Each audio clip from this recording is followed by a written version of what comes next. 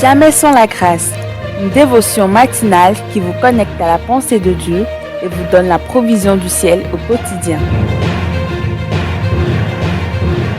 Bonjour chers amis, chers internautes, nouvelle journée, nouvelle provision, bienvenue dans cette dévotion de ce mercredi, que Dieu vous bénisse. Précieux Jésus, encore une fois comme tu nous l'as promis hier, je bénirai la maison d'Israël et tu veux nous bénir encore également. Merci pour tes promesses nous concernant. Nous ne sommes pas dépourvus de promesses, c'est pourquoi aujourd'hui, dans tes promesses, nous trouvons toutes les provisions nécessaires pour participer à ta nature et te révéler au monde entier aujourd'hui. Béni sois-tu. Bénis ces quelques paroles au nom puissant de Jésus-Christ. Amen. Psaume 115, le verset 12 et 13. L'Éternel se souvient de nous. Il bénira la maison d'Israël, il bénira la maison d'Aaron, et il bénira ceux qui craignent l'Éternel, les petits et les grands. Amen. Hier, on a vu que dans ces deux versets, nous avons quatre fois le verbe bénir, mais associé à trois expressions différentes. Et on a vu la première expression hier, c'est que il bénira la maison d'Israël, ce qui nous a permis de parler de la bénédiction nationale. Dieu qui est intéressé par l'état de nos nations aujourd'hui. Alors ce matin, j'aimerais nous voir avec nous la deuxième expression. Il bénira la maison d'Aaron.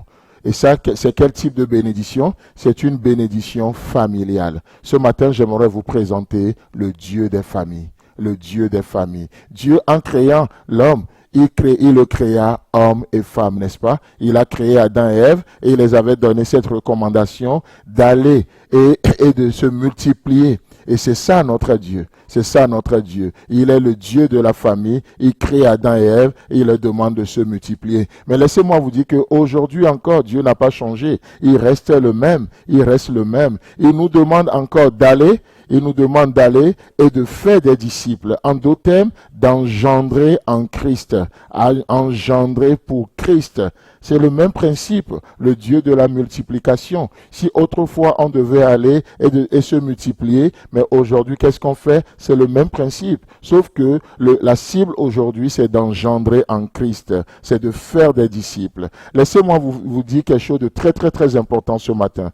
Tout comme être stérile sous l'ancienne alliance est perçu comme une malédiction, ne pas engendrer en Christ des filles et des fils, ne pas faire des disciples n'est pas un bon signe d'une vie de foi en santé. Je le reprends volontairement. Peut-être que vous ne m'avez pas bien écouté.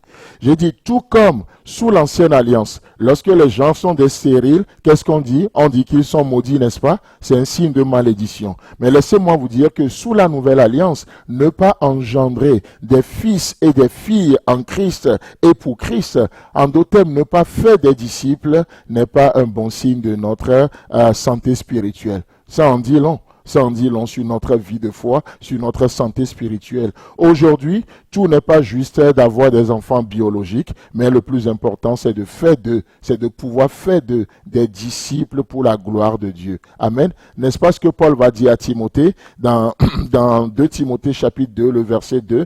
Paul dira ceci à Timothée, qui est le fils spirituel de Paul. Il dit, ce que tu as entendu de moi en présence de beaucoup de témoins, confie-le à des hommes fidèles qui soient capables de l'enseigner aussi à d'autres.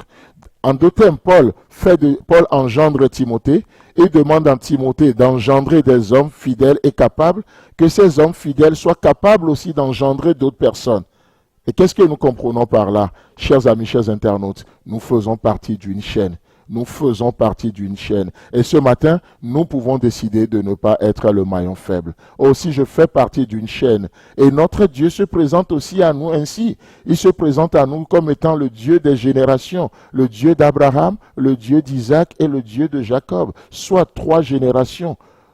Comme on a la génération de Paul, on a la génération de Timothée, on a la génération de Tite, le Dieu des générations. Et aujourd'hui, si notre Dieu est le même, il dit, je bénirai la maison d'Aaron, nous voyons une bénédiction familiale. Il y a une forme de bénédiction qui se repose sur tous ceux qui sont en train de faire des disciples, tous ceux qui sont en train de donner leur vie, tous ceux qui n'essaient pas de retenir leur vie, parce que Jésus-Christ l'a dit, n'est-ce pas? Celui qui veut garder sa vie, il la perdra, certainement. Mais celui qui la donne à cause de moi et à cause de l'évangile, il va la retrouver. Comme l'a dit Dim Elliott, j'aime beaucoup ce missionnaire avec cette pensée. Il dit, mais il n'est pas fou.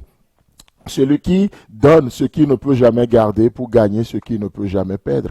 Il n'est pas fou. Chers amis, chers internautes, aujourd'hui, nous avons une bénédiction, non seulement qui attend nos familles biologiques, mais qui attend aussi la famille spirituelle, la famille en Christ. Je bénirai la maison d'Aaron. Que Dieu bénisse ta maison aujourd'hui. Que Dieu bénisse tout ce qui sort de toi aujourd'hui. Ta descendance de génération en génération, au nom puissant de Jésus-Christ. Amen.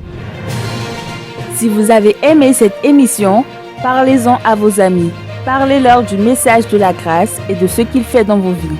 Pour un sujet de prière, une question ou pour devenir partenaire, contactez-nous au 00229 94 75 80 20.